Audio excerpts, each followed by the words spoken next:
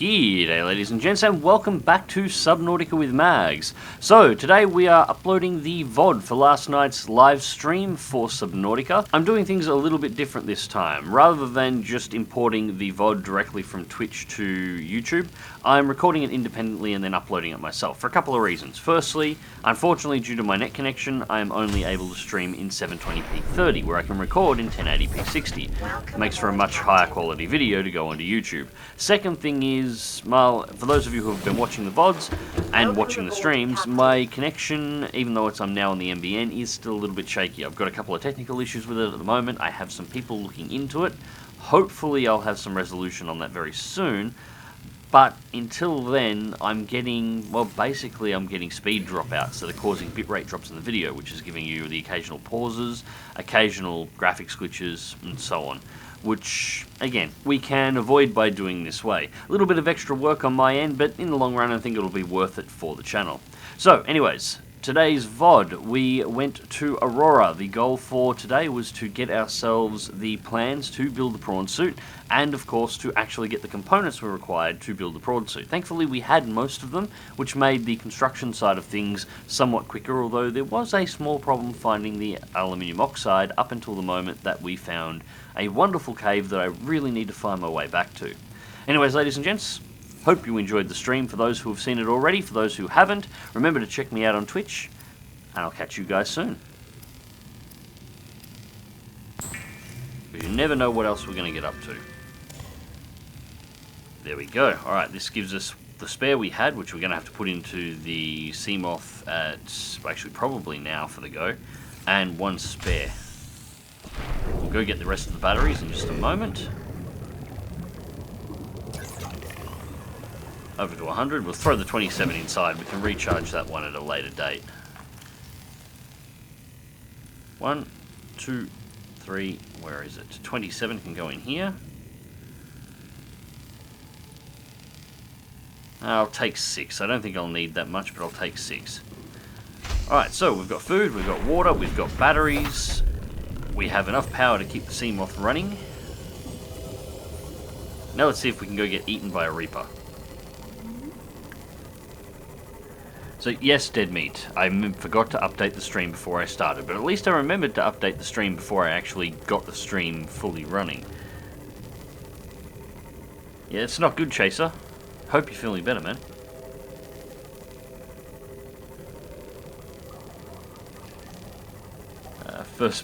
First mag stream to be here. Well, welcome, mate. Yeah, I'm trying to keep to my schedule as much as possible, but it's finding it hard.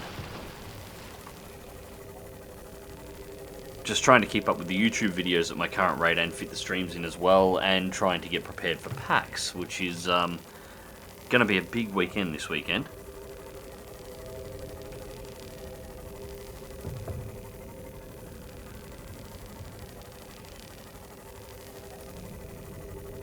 What's new? Not a great deal, except for PAX weekend coming up. And a few other things I've got going on for the channel, which I was trying to get a rundown under finished today, but if I was going to finish off the rundown under to put the announcement up for what's been going on, I wasn't going to be able to make the stream on time. So I had to make a D. And there she is.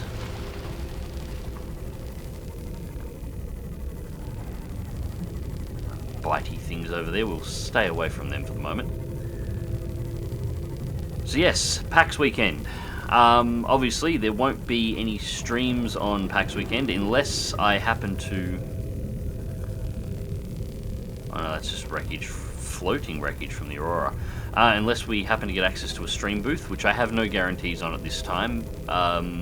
It is possible to book booths for streaming at PAX, but they generally want you to have a fixed idea on what you want to play, and I actually don't at this point.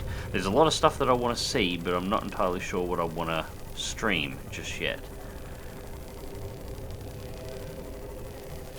A lot of tech stuff that we're going to be checking out as well. A few things that are actually embargoed that I can't talk about, but there will be some interesting stuff. There's definitely going to be a lot of coverage onto the channel once we actually get back from PAX, which should be on the Sunday.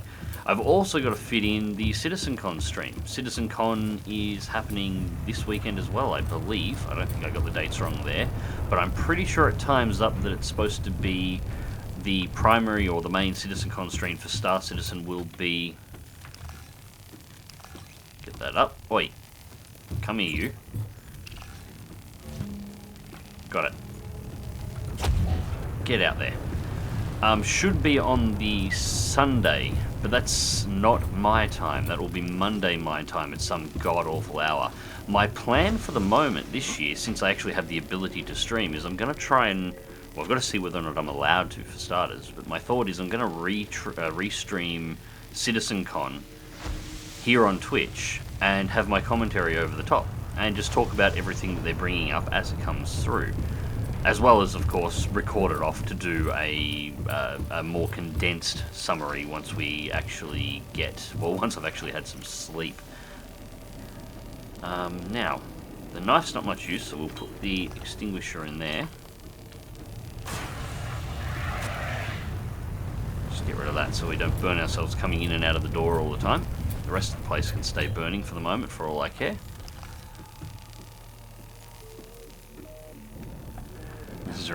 Schedules, what are those? Well, I try and keep to them as much as I can, but as I've sort of said to a few people before, schedules are difficult to keep at the best of times.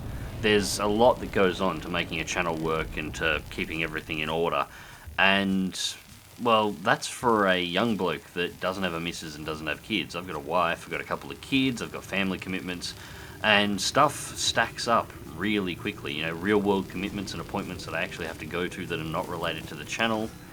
It tends to make things a hell of a lot more difficult, so I've noticed. So I like to keep my schedules mostly close if I can, but very flexible because they need to be.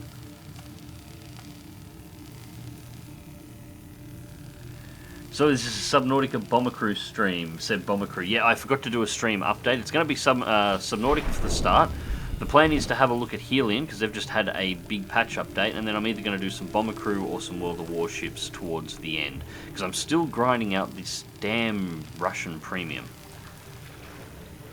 Alright, so first things first, we're going to go to the drive room so we can actually turn the radiation off around this area. We couldn't do this last time because we had no fire extinguisher to actually get through this part.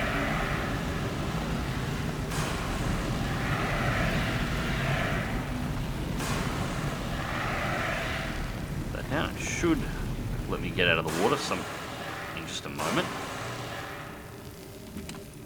What are we got in here? Battery. Oh, this is interesting. It's actually... This may be a bug. I can go underwater. But it's not going to let me out onto the deck. Well... Oh, there we go. Push forward hard enough and you will phase through the floor. Well, first things first, we want to grab Cyclops Engine Efficiency Module. At maximum tolerable level. And the welder. New blueprint acquired. And we'll start fixing this reactor. Containment breach repaired. Further breaches detected. Another one here we can fix up.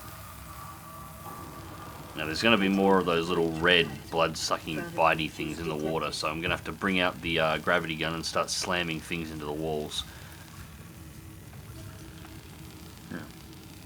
War Thunder. Yeah, I've actually been playing War Thunder. I've got a scanning. There'll be something in the water. Actually been playing War Thunder for most of the day. I've been working on a video, another thing that I was working on at the moment, for the American Tier 5 premium tank. The T110, I think, if I remember correctly. I'm actually sad. I've been playing the thing all day and I can't exactly remember its name. Little box, has virtually no armor.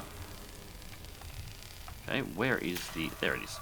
Little box, virtually no armor, but has a 3-shot auto-loading recoilless rifle that has heat FS on it. It is insanely fun to drive. Containment breach repaired. Further breaches detected. Frame rate, maybe, yeah, I'm looking at my bitrate. My bitrate's all over the shop again. I spoke to my internet service provider about this today, and they are investigating still. I get the funny feeling that I'm getting the workaround on this one, so if it's not fixed by the time I'm back from PAX, Containment breach repaired. Further breaches my next detected. call is going to be to the telecommunications ombudsman to Containment breach repaired. basically say, look, this is what I'm contracted to receive. I'm not getting it, and this shit isn't on. Containment breach repaired. Further breaches detected.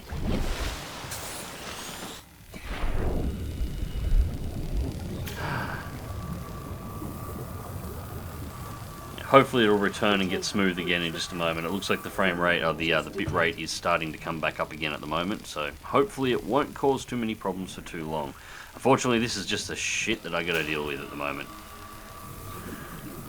Is it any wonder there was a news article I caught, I think it was late last week, in the last 6 months, complaints, calls and faults about NPN service providers have increased threefold in Australia. Basically because of this kind of shit going on. People are ordering up a service, they're not being supplied with the service, and then it doesn't matter how good the ISP is. I thought my ISP was actually kind of fantastic. They've been great about everything so far.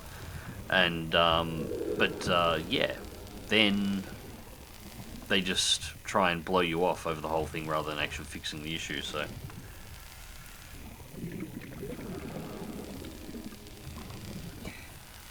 Alright. There should be a couple more of these, I think. There's another one there. No more on that pillar that I can see.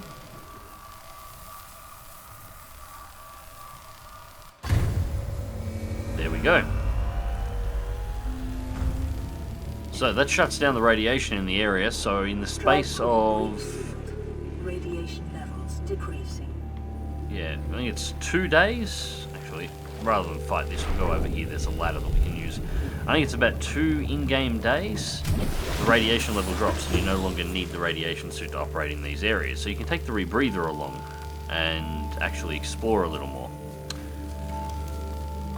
So, that's one fixed.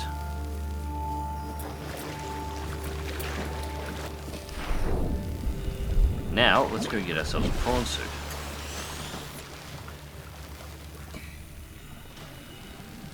We cut our way through here. Now, there was something in this room that I was looking for the last time I was in here. And I cannot for the life of me remember what it was, so it can't have been that important. But we have a fire up ahead.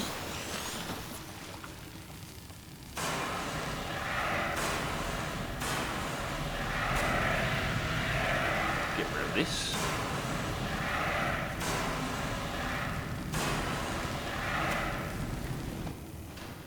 Alright.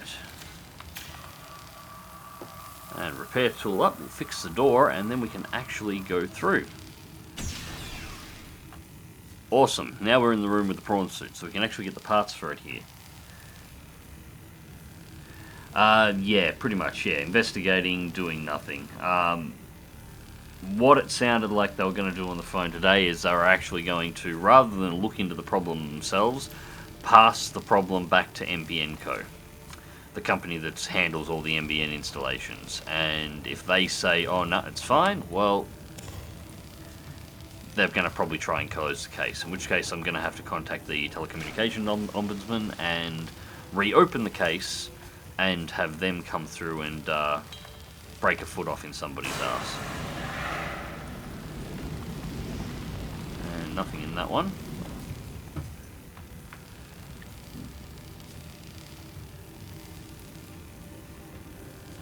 Yeah, for you it's a tower issue for you, Mags. Bandwidth is a non-issue and the internet is not an issue with their ISP. Yeah, I'm fully aware exactly where the problem is, but I can't tell them that. They have to come to that conclusion and actually fix the problem, unfortunately, because, yeah, that's just the way it actually works. Shoot the cargo crate over there. No, we're not going to. That's going to make a difference.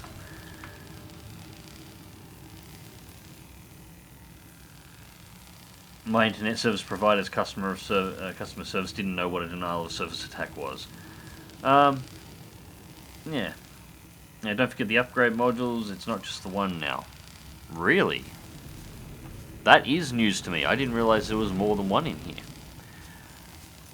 I'm going to dig my way up to this back room before we go much further, though. Well, we didn't need to make that power cell. We just got two.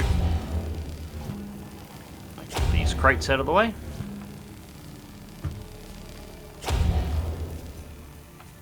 Fine. Come on. There we go. Get that one away. Oh, we're stuck on a crate here.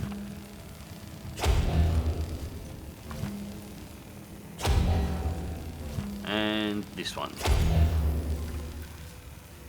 There we go. And that lets us up. Now we can get this prawn suit fragment from here. That's 1 of 4. And I think if we hose down the fire here, we can get this one, which brings us to 2. Third one's there, and the fourth one is down under the water, I believe. And the living quarters have seen better days. I'm starting to think I should have brought another extinguisher just quietly.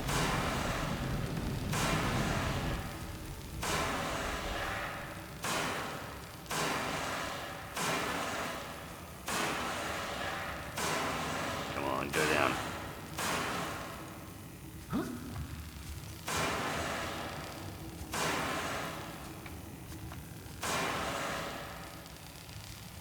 Okay, now we can pick up a few new tables.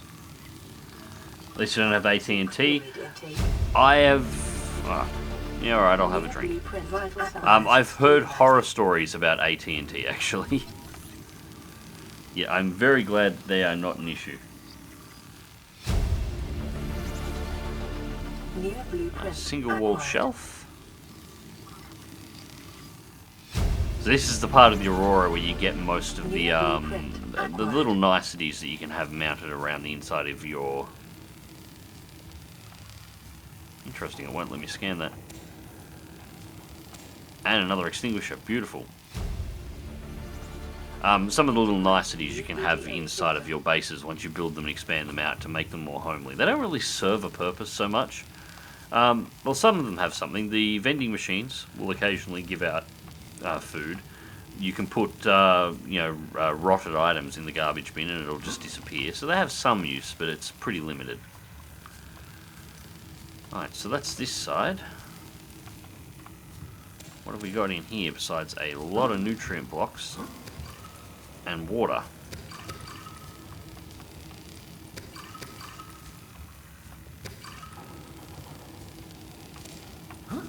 So that's the food and water issues completely solved.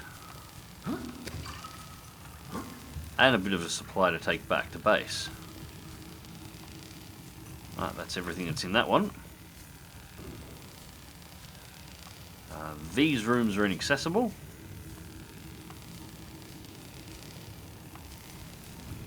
And we have more fire. And we have more fire this way as well as a passcode. Single bed.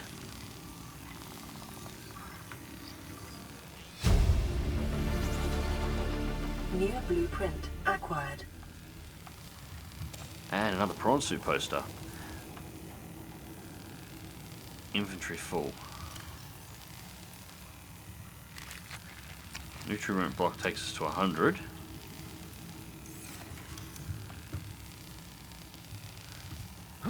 Don't think that actually gives us anything. It's just a nice little item to actually take and have. Open storage. What's in here? Nothing.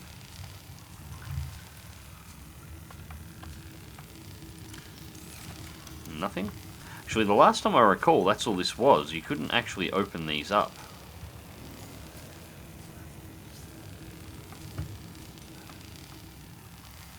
This room looks nice and safe.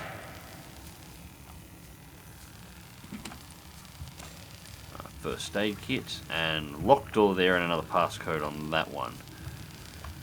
Now, I think we actually had some passcodes in here somewhere. Notes to self, cargo bay doors 1454, we've used that.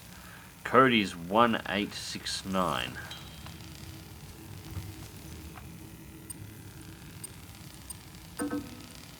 No, not for that one.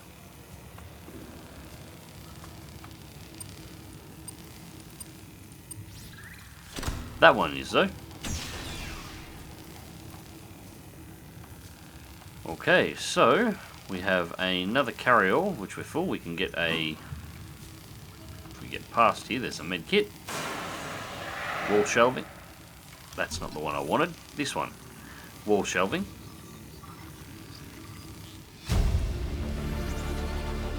New blueprint acquired. Just pausing for a second to read chat. The people at call centers legitimately can't help you no matter if they want to or not. Okay, yeah, the duffel bags were not a storage item until this patch. Yep. That's what I thought.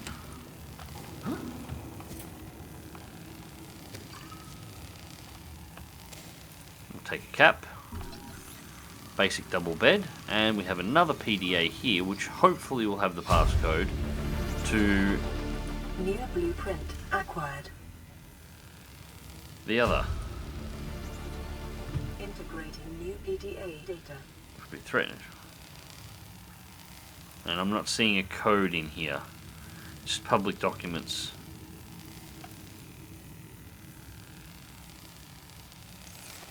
Oh, that's not what we were after then.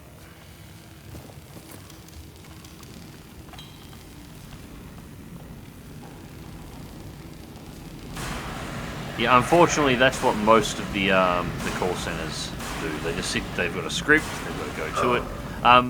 Whoa.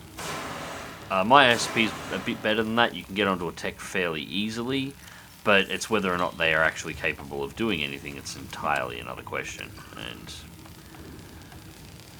I'm hoping they can. I'm hoping I don't get shafted in this, because I'll be dark if I do. And this is information on Altera Corp. Interesting reading, but not exactly what we're after at the moment. Another battery. More storage with nothing in them. I'm assuming there will be something in those at some point, but if they've only just made them actually hold goods this patch, it's not surprising that they're all empty. Another poster. The prawn suit posters used to be fantastic. You used to be able to build the Cyclops, and then you put the prawn suit on the wall, and the prawn suit would cause the Cyclops to bug out, and it would start flipping over, doing backflips, crashing to the bottom of the ocean in like 6 seconds. It would absolutely break the Cyclops, but it was entertaining as hell to do. Okay, we're not going to be able to access that one anyway. Another battery.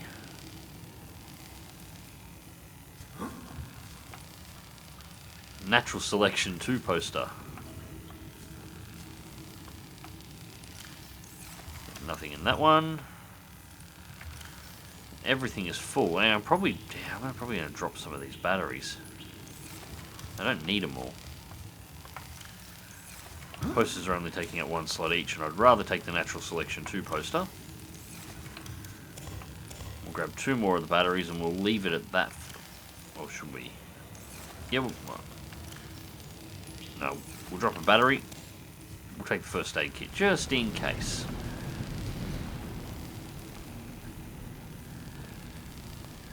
Look in the big fire in the prawn suit room. That's where the other upgrade module was, at least last time.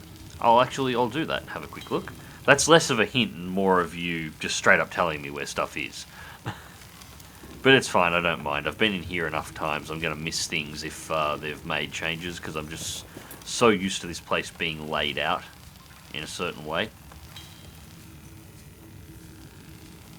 Alright, so let's have a look over here.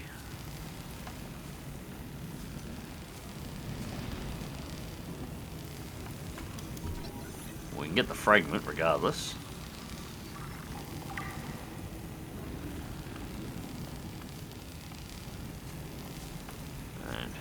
is there. No, it's only one fragment. Alright, so we'll get rid of that fire. And a stowage module. Alright. We'll piss off the battery. Take the module, because that is far more important. Alright, so that means we have one piece left to go. Which we should be able to get right here. Boom. That's the prawn suit done. Blueprint acquired. And this doesn't look like a particularly safe space to be swimming, does it? Another fire extinguisher underwater. We don't really need that at this point. Now, if I remember correctly, it has been a while, but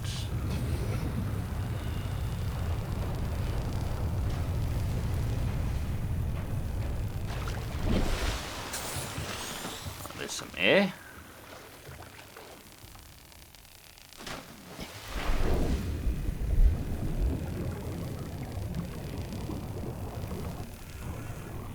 I can't actually remember what was this way, but I remember there was something through here. I do like that effect there, though.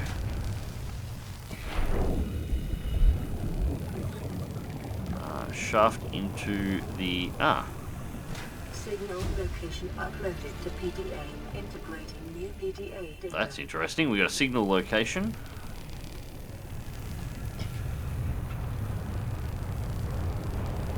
And a cuttable door.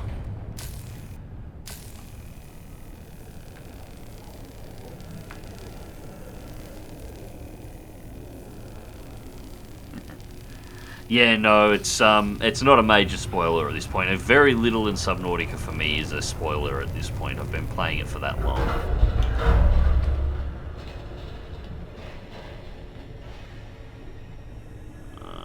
87 seconds of air left. Actually, we'll go back and get some air before we go into that room first, so we have a bit of time to look around.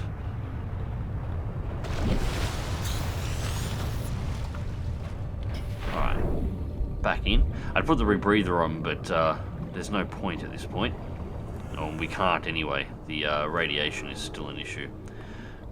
Alright, so we have whatever the hell this is meant to be. Star Trek transporter, another PDA, we can grab that. Integrating new PDA data. Have we got anything underneath here? This door with the passcode.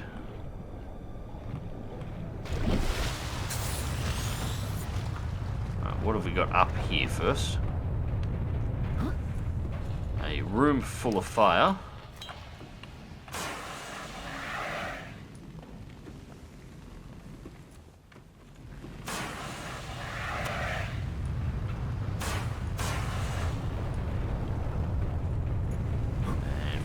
Jump. Might have to go get back and get that other extinguisher in a second. Ah, this leads us back out of the...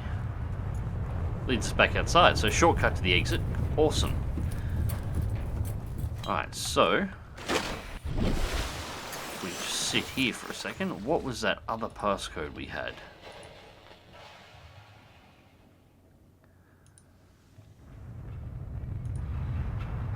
454, lab access 6483. Let's try that one down here.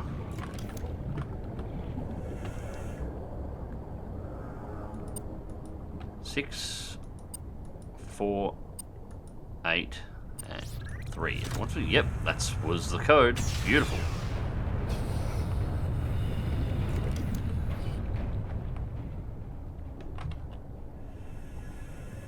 Interesting effect in the water here, so we got another terminal download. New blueprint acquired.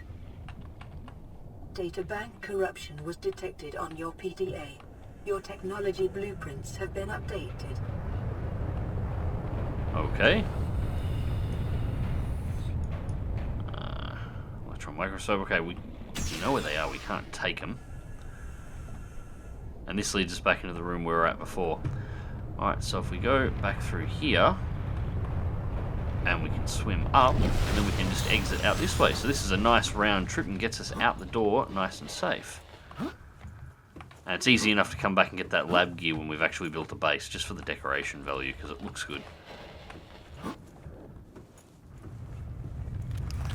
Okay, perfect. I forgot how nice Linux feels. If only more stuff would run on it, dead meat. It's my only problem with Linux. I would actually use it, but so much won't work on it. I did have a Linux partition at one point, and that was mainly for KSP. Back before the 64-bit client, you could run KSP in Linux, and it would run flawlessly with as many mods as you could ram into the goddamn thing. And back to the Seamoth. Okay, so we've just gotten everything we need, and now we can go back to base and start looking into exactly what it's going to take to put the prawn suit together. Now let's get the hell out of here before we become Reaper food. I'm still curious. There used to be a Reaper that lived right there, and it's not there anymore. I haven't seen it in any of the passes to Aurora in this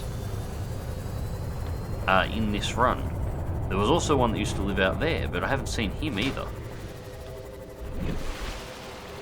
It's actually kind of disappointing. It was always a rather interesting experience to try and get into Aurora's front end, which is why everyone used to use the back entrance over here before they ended up closing it.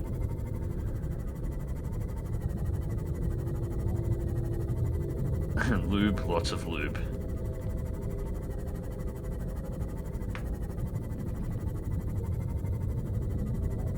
Now, by the way, for Bomber Crew, get your gunners to get ammo at the start of the mission. They only have 2 extra when they start. Yeah, I've been doing that. I haven't been doing it on the streams, but I've been doing it since then at the single-player mission once I realised. It took me a little bit to click on to a couple of the features that somehow I managed to miss.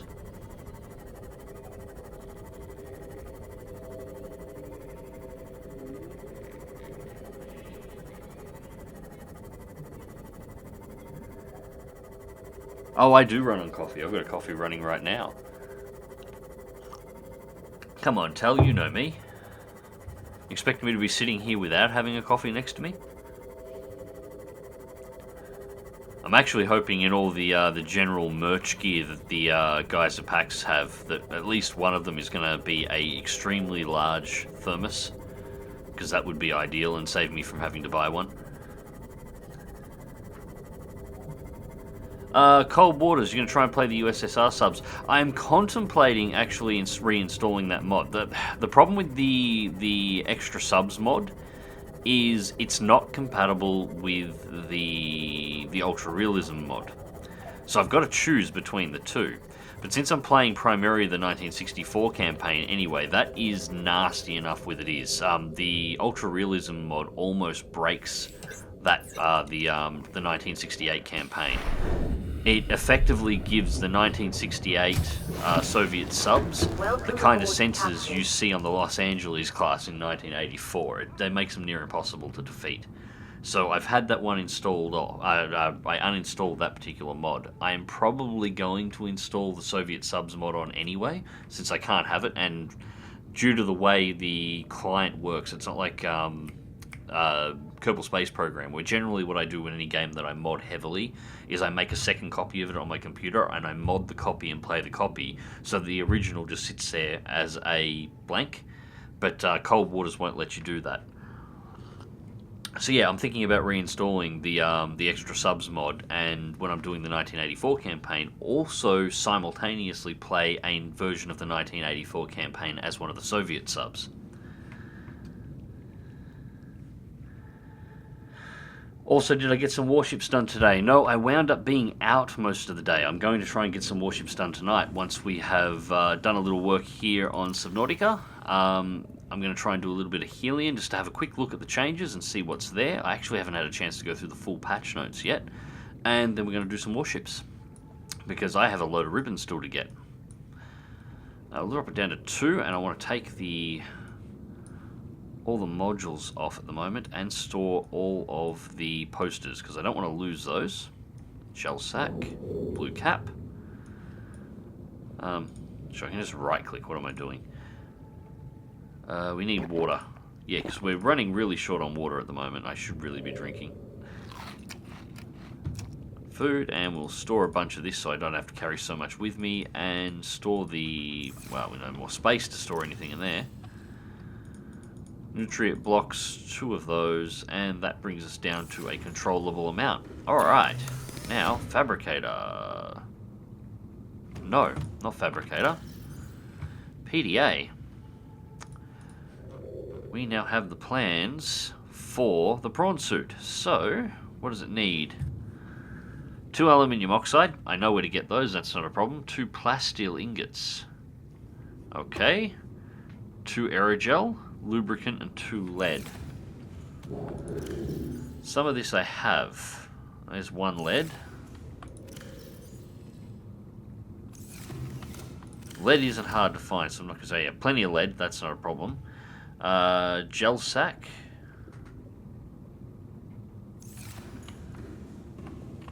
I'm not entirely sure how to get aerogel. It's actually one of those new... I know it's based on the gel sacks, but it's one of the new resources that I haven't played around with much.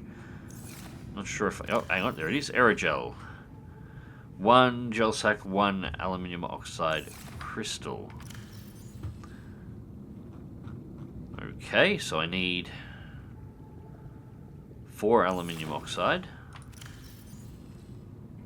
And I'm pretty sure I have 2 gel sacks already. There's 1 gel sack there, and another gel sack there. Okay, so we're good for that.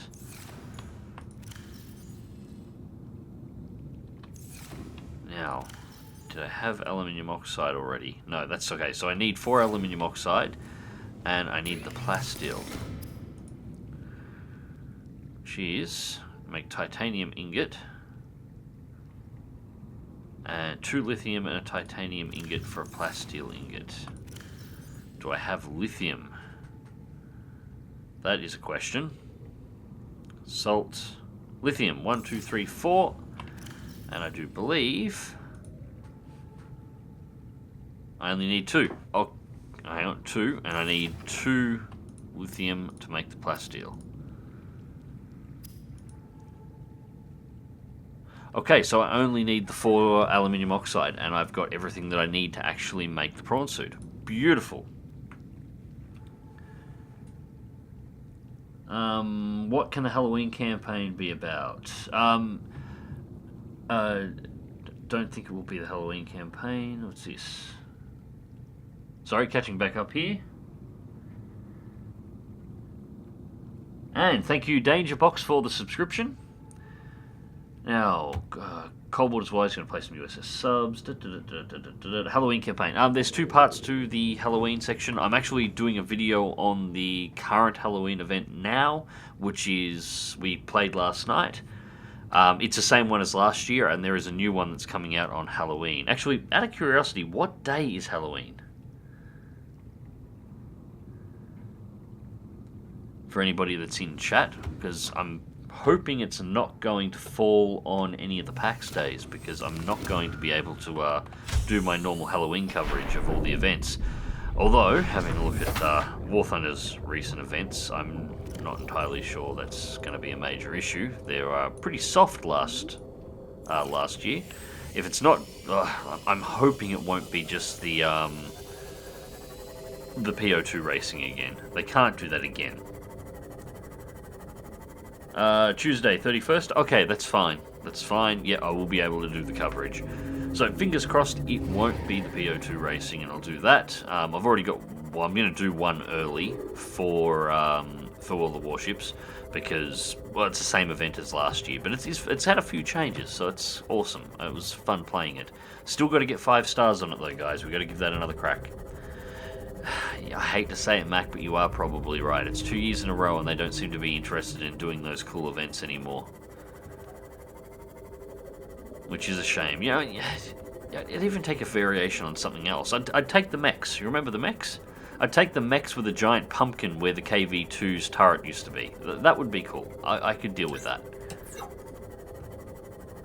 But, yeah, it's not the P.R.A.W.N racing, because the problem with the P.R.A.W.N racing is not only is it not overly Halloween-y, it's it wasn't very good to begin with.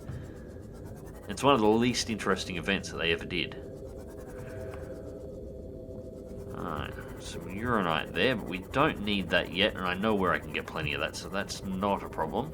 Don't need to start making rods for nuclear reactors just yet. And a good thing is we can go a little bit deeper this time, because we've now got the depth module, so we can get 300 meters out of the Seamoth, which will make life easier rather than crushing ourselves.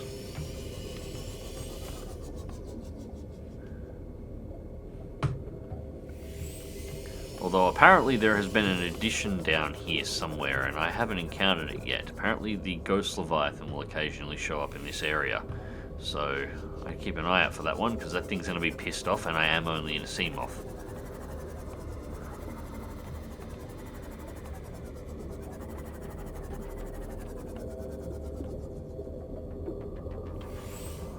Yeah, this is true. Their April Fool's events are generally pretty good. Although, having said that, this year's April Fool's wasn't great as an April Fool's event, because it wasn't an April Fool's event. It was a testing for what were the new modern MBTs that we have now. The event itself was fantastic, but yeah, there was nothing April Fool-y about it. Not complaining, by the way, I really enjoyed that event. I'd actually like that to pop back up again. Flying the helicopters was actually kind of fun. I want to see more of it. Pretty sure this isn't what I'm after here. I'm pretty sure that's just quartz. Yeah, I thought that was just quartz. Looking for a red crystal. Aboard, Captain. Turn the headlights on, see if this helps any.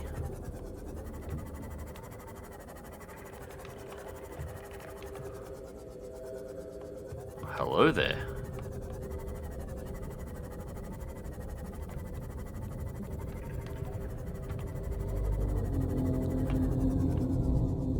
Now I need it, I'm going to have all sorts of trouble finding it, aren't I?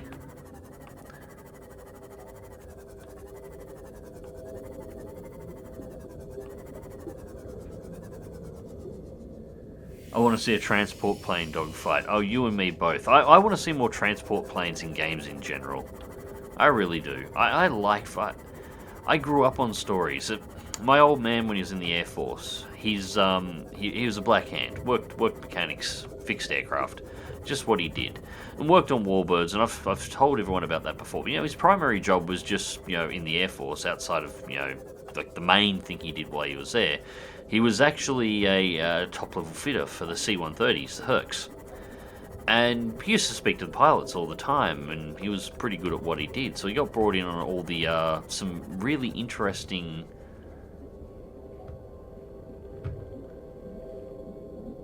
There is a surface here, okay, that's alright.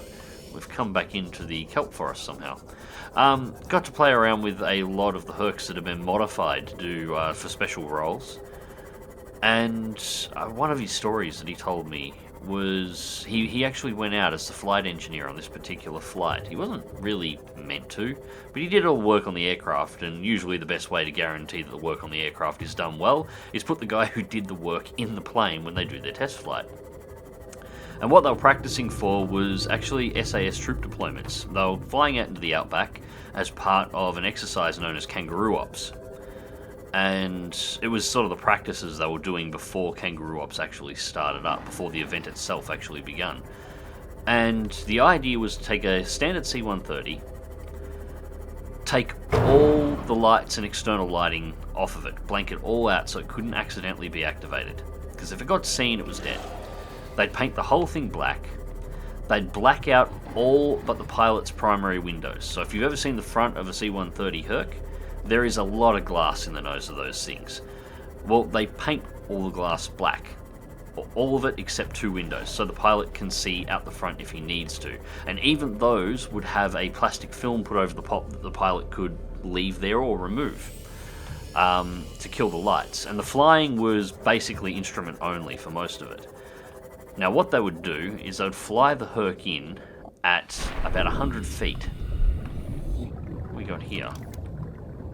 Mobile vehicle bay fragment. Actually, no, we'll grab that, because that'll give us titanium. We need it anyway. They'd fly it in at about 100 feet into the area of operations, and then they would start flying lower. They would take it right down to the treetops, and they would be full throttle flying a course that had been pre-organized purely on instrument at treetop level at maximum speed in the middle of the goddamn night, with all the lights off on the external part of the aircraft and only the lights for primary instrumentation. That was that instrumentation that was required to be able to fly the aircraft. Anything that was unnecessary, like the fuel gauge, for example. The fuel gauge did not need to be seen. It just created light, so they turned it off because you knew you had fuel in the tanks. They would turn off anything that was unnecessary in the cockpit, and then the pilot would fly it in, losing only 2 windows that had been tinted. Everything else blacked out at treetop level, max throttle, flying a course that was meant to avoid fixed and mobile radar stations that had been placed in the area and that had been mapped out by recon units earlier on. Land at a location in this configuration, deploy a pallet of cargo to a bunch of SAS troops that were already in the field, and potentially SAS troops themselves. I don't like high-pitched screeches. Hopefully that's just one of the bone sharks. Yeah, let's go back this way a little bit. Should we go to the surface so we can get our bearings? But yeah, deploy a pallet of cargo in this configuration in the middle of the night on a runway that was made by the SAS troops themselves and that was only lit for a matter of seconds using flares, and then they would take off and fly back out of the area of operations in that configuration. This is awesome. I've tried recreating stuff like this in X-Plane and it is fantastic fun to do.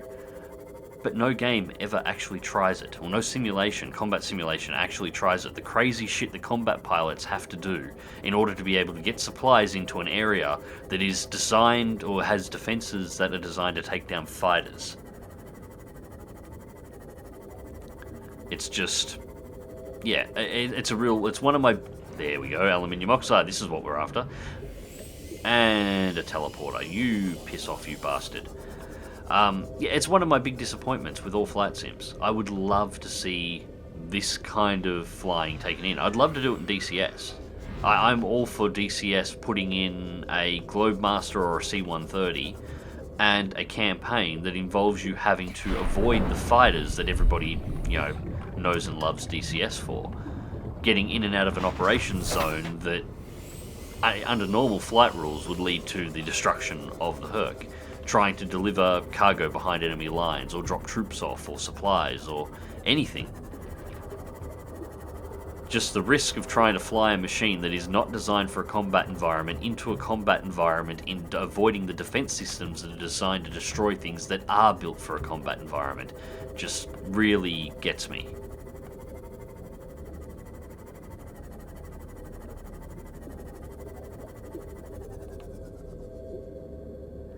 Yeah, that's basically it. Well, the idea is, if you are in a situation where you need to look at your fuel gauge, you've been in the area of operations for way too long, and in that case, you've probably already been shot down.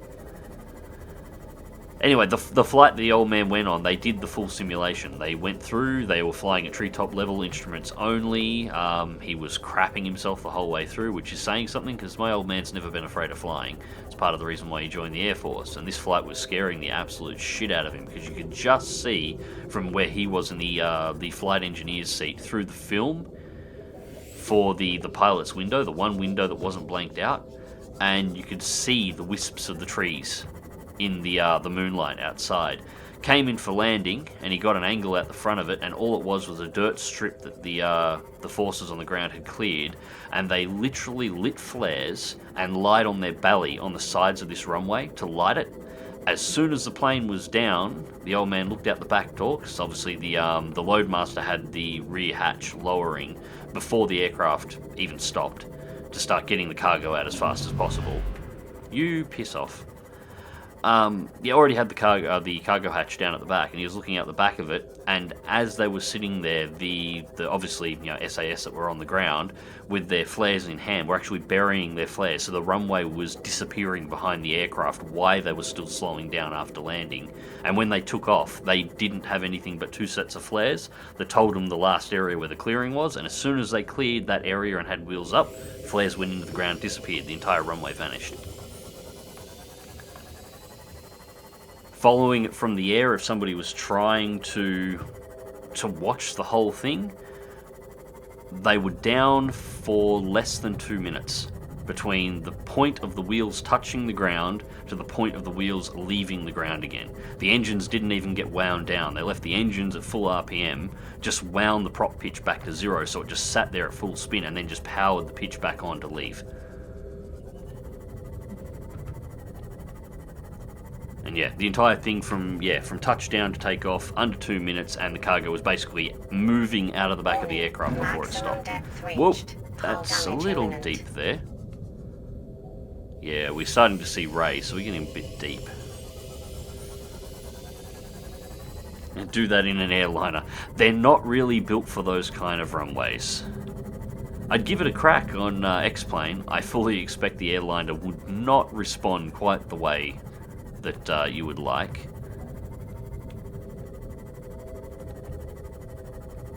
Yeah, this I'm all for cargo. Actually, speaking of X-Plane, that's my big thing at the moment, or it has been for a while now. I'm still learning a lot of its features because it's a complicated aircraft to learn, but I've got a full fidelity module of the C-17 Globemaster, and I'm in the process of learning to fly that thing at the moment, and it's nice. It's really nice. Bit big. Still trying to find a really good... I've got a C-130 module, but it's a free one, and it's not exceptionally well modeled, unfortunately. So I need to find a better one.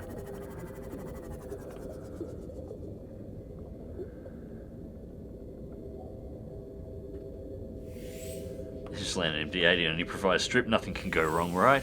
Oh, yes, lots can go wrong. But it could be entertaining if it did. I might do that on stream one night, actually. It's Friday night flight. Instead of, flying IL-2 or DCS or something like that, just jump in X-Plane, jump into the C-17. See if I can get the bloody thing started without using the engine start cheat. That's an effort in its own. It's both a simple aircraft to start and a complex one. Because it's a modern aircraft and it's obviously heavily automated, the startup sequence is fairly straightforward, but it requires a very particular sequence to power everything on, and if you fail to follow the sequence, the engines will not fire. The computer will just not allow the engines to be turned on unless you follow the startup procedure perfectly.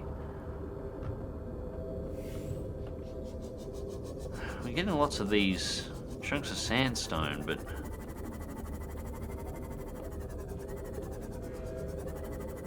I need 3 more aluminium. Oh, okay. Alright, you've made your point. I'm going up. God, she's a pushy bitch.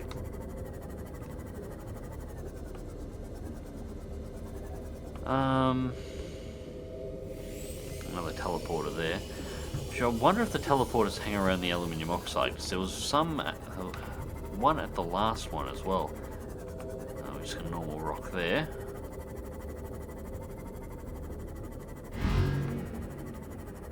I don't like when you look at me and then you do that. The problem with those things is, at least the last time I checked, they could grab the seam-off and then teleport you out of the seam-off to wherever the hell they wanted. And that was close.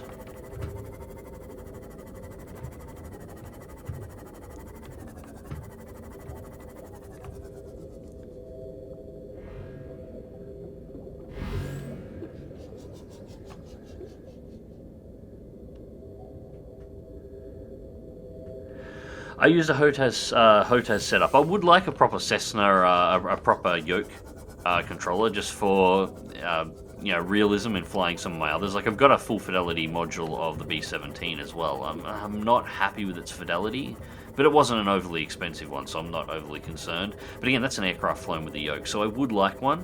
The C-17, however, the HoTaS is perfectly fine, because the C-17 doesn't have a yoke. It flies on a fighter stick, which was interesting. It's got a left-hand mounted fighter stick. It flies like a modern Airbus.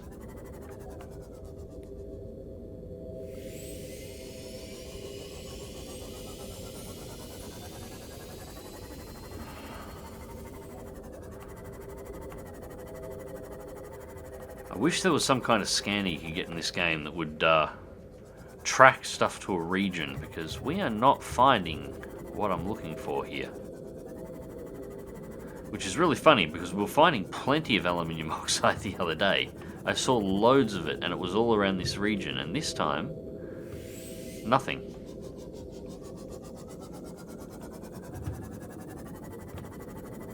$160 meters. It can't be much lower than 200, because you're supposed to be able to get the prawn suit without needing the depth module upgrade.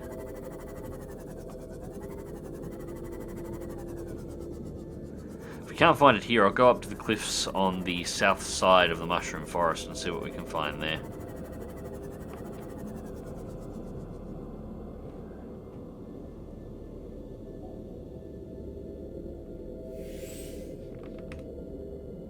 I improvised a yoke by a steering wheel, taped my phone to it, works well, and infinite flight. Just don't have to pitch. I don't have any pitch control. Pitch control's kind of useful in an aircraft, though. No, I will end up getting a yoke at some time. Same as the other thing I'm looking for at the moment, because I really like my helicopter sims. But I want a proper Skylake and collective.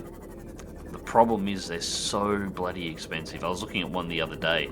As a set, Skylake Collective and a proper set of rudder pedals modelled on a modern Black Hawk, but designed in a setup that it could be used obviously with whatever the hell you wanted. So you had enough buttons to be able to model pretty much any modern aircraft, I mean any modern helicopter. And it looked fantastic, and so the price on it. You know, you think a Warthog is expensive? This Black Hawk controller set, which was just rudders, Skylake and collective, $2,800. Plug into USB. Yeah, we'll have to head back up. We're getting a bit far away at this point from the Grand Reef, so I'll come back and I'll turn back south and we'll try again. And pop the surface for the moment.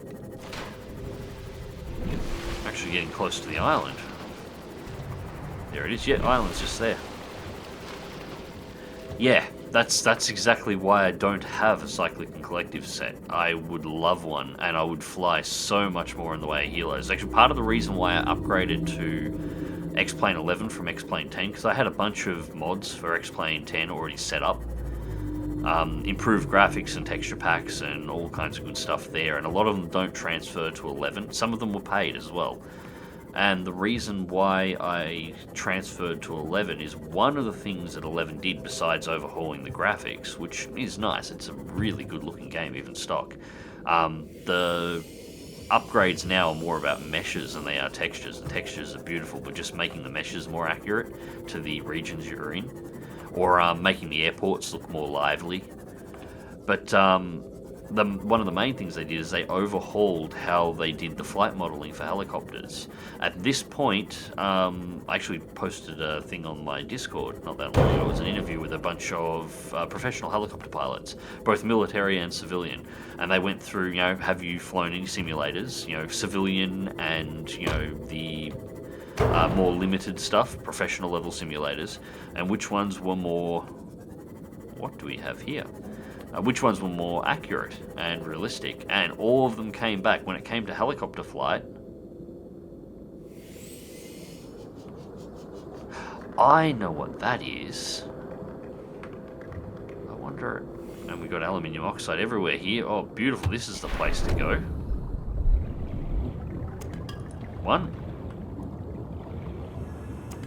Two, so now we only need one more, and this, oh no, there's one more there, so we can grab this one, and we're going to get shot by that spinny thing in a second. This leads, this is the vent, this leads all the way down to, oh, it's out of power.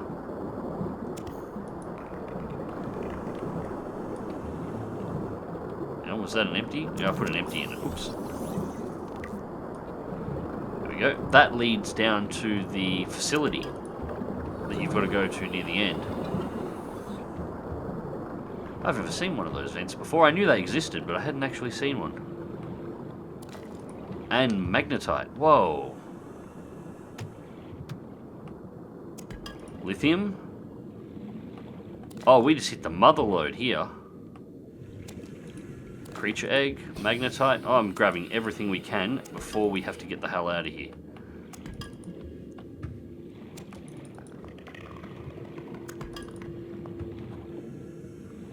Oh, thank you very much. What a place to arrive. Welcome aboard, Captain. Alright, we go home now. Where the hell are we?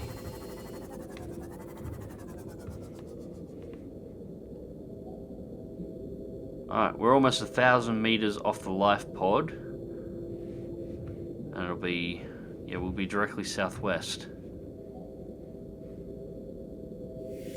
I'll keep this in mind. I might have to bring a beacon back here and drop it and actually explore that place a little more, because that was great.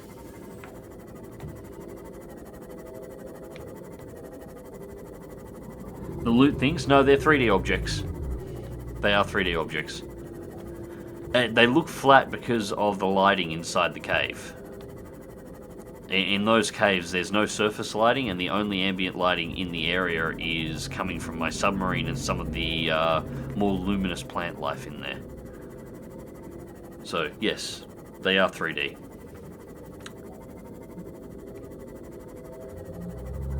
But yeah, as I was saying, X-Plane 11 overhauled the way it handled helicopter flight, and all the pilots that have done their tests basically unanimously reported that X-Plane 11 is currently the single most accurate helicopter simulation available in either civil or commercial flight. It is, in terms of flying a helicopter, it is the best on the market. Interestingly, when they were talking about DCS was very accurate with its startups and the way the helicopters flew, but one of the things that almost all the pilots noted as well was that flying a helicopter in DCS is actually regularly more difficult than flying that same helicopter in real life is. And a few of them cited the Huey, because at least 2 of the pilots owned their own Hueys. Bastards. But yeah, they've flown it on DCS, and they just found the way it flew on DCS, they got everything right, but it was more of a challenge to fly it in DCS than it was to actually fly it for real, which I found to be an interesting thing to say. Alright, so we're going to store these eggs, just for starters. I have no idea what's in them, but we'll work that out. Now, what do we need here? We're going to need the 3 and... Actually, no, we're not going to have enough. We're not going to have enough. We're not going to have enough titanium at this point, so I'm going to have to store some of this. But that's all right. We'll take what we can. The magnetite can be stored. We'll store. Take the gel sack. Got anything else in here we can take? We'll take all the lead. 3, 4. Store the extra there. Now we can jump over here. We'll grab all the titanium out of this one.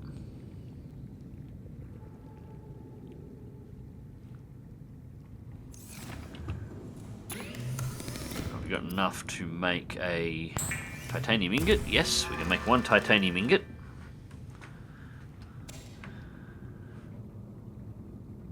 And we need 2 lithium.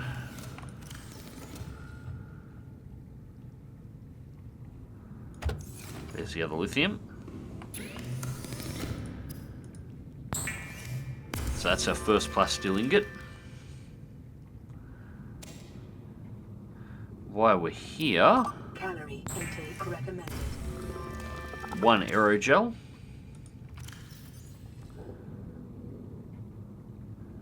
So we're going to need 5 more titanium at the very least. And where's that other gel sack? I knew I had another gel sack in here. Yep, there's the other gel sack, so we can make the other... Fluid intake immediately. Yes, I'm going to eat and drink in a second. Shut up, computer.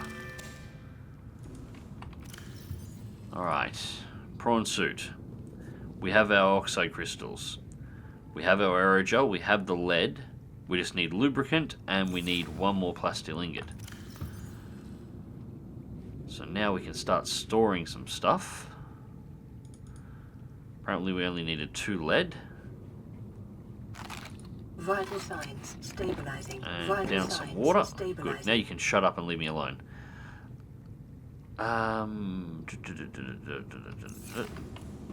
Lubricant. Did I actually have any lubricant stored, or am I going to have to make some? Going to have to make some. Alright. Was it 1 or 2 for the lubricant? 1. Okay, only 1 cluster. Cool. 1 cluster and 5 titanium. The cluster is easy enough to grab. And we should still have plenty of titanium coming around, because I haven't really raided the area hard for it.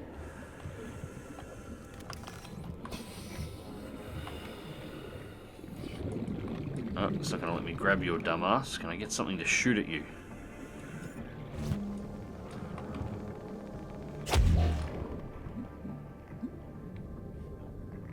Just start firing fish at it until it goes away. Alright, 96 seconds. We should have titanium up here everywhere without too much of an issue to find.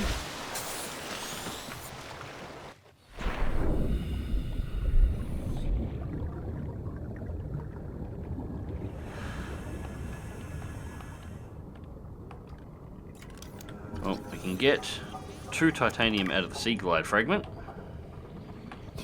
Which means now all we need is 1 large piece of debris. Which should give us 4. And we'll be good to go.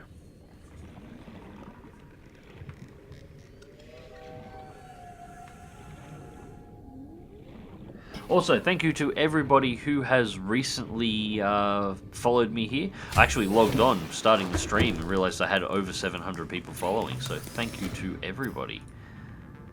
Amazed how quickly this is growing. That's 4, so with that we can make the titanium ingot.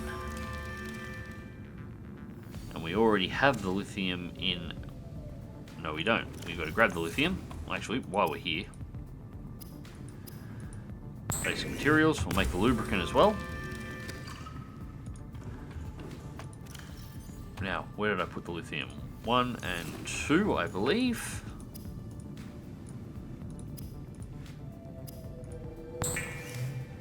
Lithium is gone, and that's the plasteel. And now if I check up here, we have the lot. Now we just got to grab the vehicle bay. And we have a prawn suit.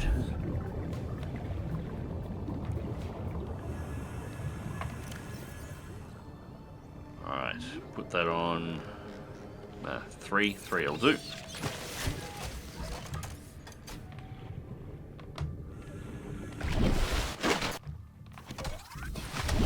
Climb on board and vehicle bay, vehicles, and we make a prawn suit. First, piloting a prawn suit to feel a sense of limitless power.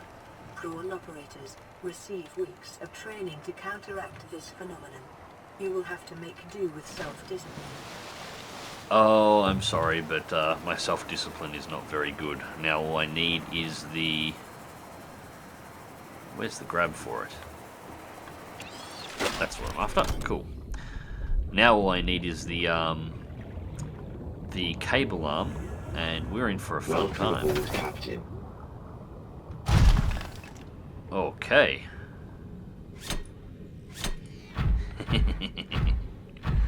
Oh, I've been waiting for this. Come here.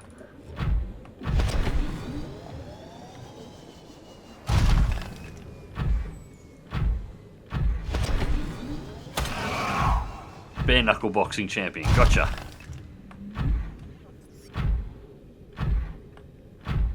Stop running. I'm not that fast. Power 99%, and we're at 900 meters depth on this thing already.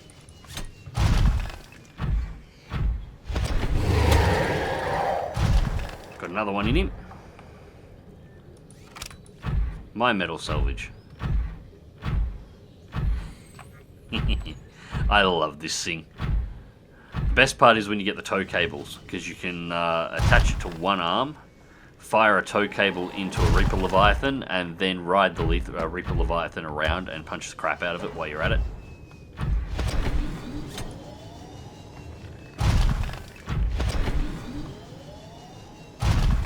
Alright, you are way too close to my base.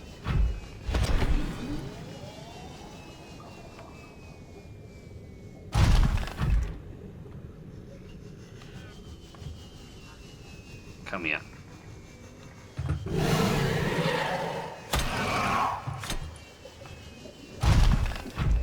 Alright, that was fun. We go back and park this thing, and now we've got to work out what to do next. We've got 900 meters maximum depth at this point.